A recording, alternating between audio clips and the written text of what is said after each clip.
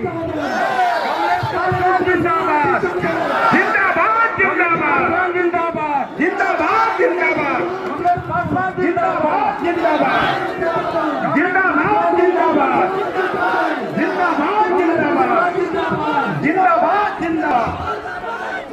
धन्यवाद। पासी समाज द्वारा इतना जिंदाबाद रही।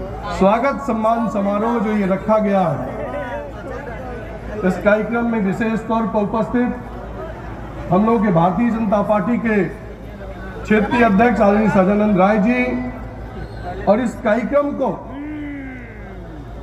जिनके नेतृत्व में पिछले 10 दिनों से लगातार ये प्रयास किया गया कि आप सब लोग इस जगह आए, ऐसे हम सब लोगों के लोकप्रिय डॉक्टर आदरणीय डॉक्टर उमेश सरोज जी और उनकी धर्मपत्नी श्रीमती पूनम सरोज जी, सबसे पहले तो मैं आप सब लोगों का अपनी तरफ से स्वागत करता हूं। और मंच पर बैठे हमारे सभी सम्मानित, हमारे समाज के सभी नेतागण, आदरणीय विधायकगण और इस कार्यक्रम में उपस्थित सभी सम्मानित साथियों, मैं जानता हूं बारिश होने वाला, लेकिन मैं आप सबसे चाहूंगा कि 5 मिनट जो जहां है वहीं खड़ा रहे। 5 मिनट बस समय लेंगे। साथियों, ये हमारा सौभाग्य है कि आज आप सब लोग इस आजमगढ़ की धरती पर आप सब लोगों ने मेरा मान सम्मान रखा, इसके लिए मैं आप सबके चरणों में प्रणाम करते हुए आपका अभिनंदन करना चाहता हूं। साथियों, आप जानते हैं इस बात को कि पासी का मतलब क्या होता है। पासी का तो लोग यही समझते हैं कि पासी अगर जो कोई नाम लेता है तो पहले जमाने में लोग यही कहते थे कि वह अपराधी होगा, यही कहते थे।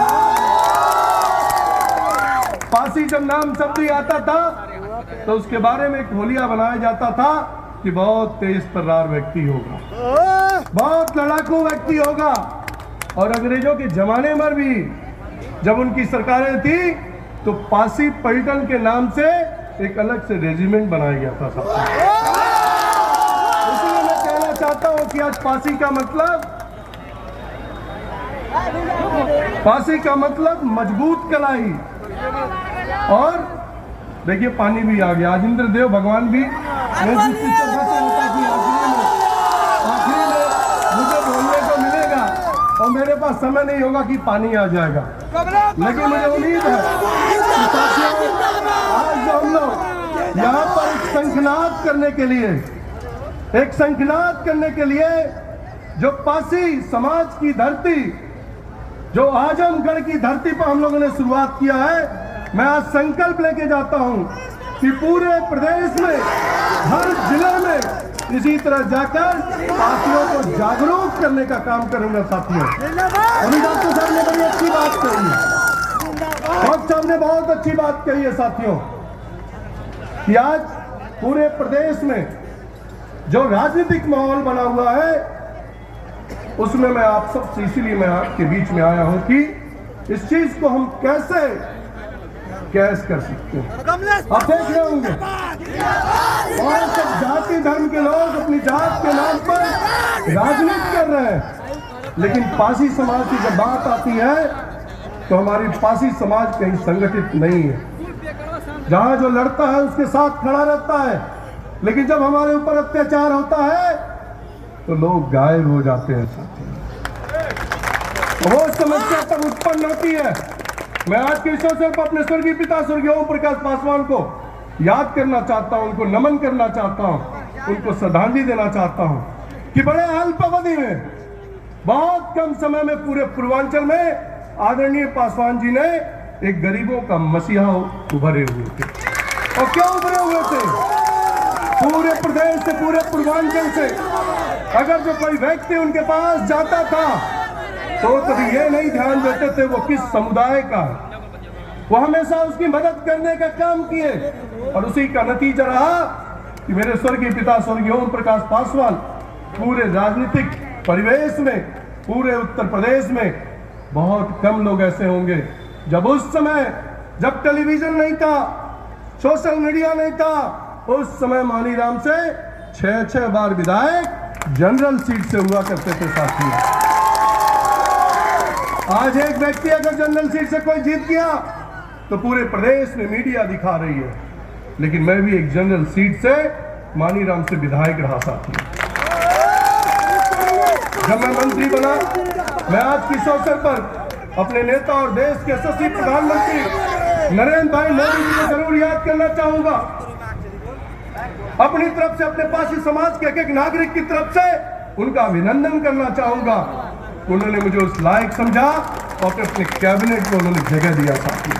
और उसी का नतीजा, अगर उन्होंने मुझे कैबिनेट में जगह न दिया होता तो शायद आजमगढ़ की धरती पर इतने विशाल समूह को हम खड़ा नहीं कर पाते। और आप लोग भी किसी एक ललक की निगाह से देख रहे हैं कि आने वाले समय में जिस तरह और लोगों ने, मैं ये नहीं कहता कि मैं आप लोगों को एक पार्टी के बंधन से बांधने आया, लेकिन आपसे आग्रह जरूर करने आया हूं साथियों कि अपने समाज के लिए हम सबको संगठित होना ही पड़ेगा।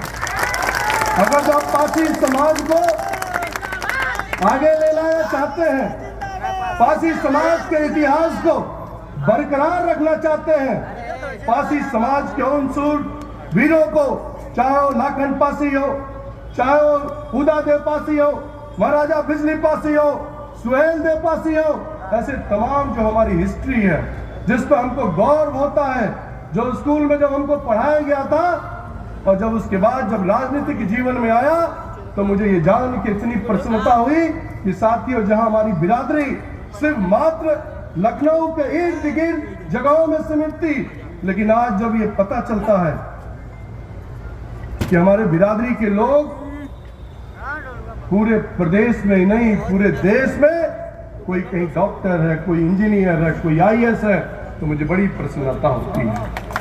लेकिन साथियों, यहीं पर मैं आपको सचेत भी करना चाहता हूं, बताना भी चाहता हूं, लेकिन आज हमारी क्या स्थिति है।